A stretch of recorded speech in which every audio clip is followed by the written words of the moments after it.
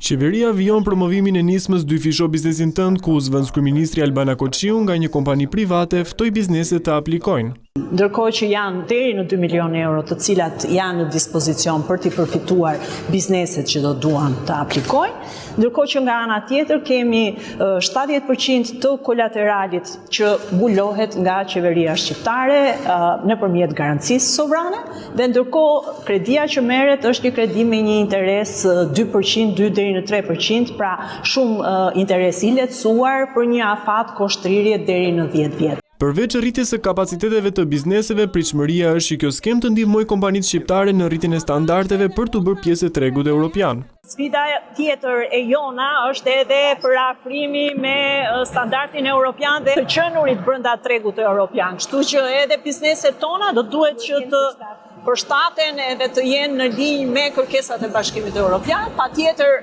ajo që tha Martini akoma më e rëndësishme këtu, pra nëse prodhoni produkte për eksport, do duhet që ajo që ju prodhoni këtu të jetë sipas standardeve që kërkon Bashkimi Evropian. Kjo nismë është e hapur për bizneset që nga muaji maj i këtij viti dhe pritet të zgjasë deri në nëntor të vitit 2027.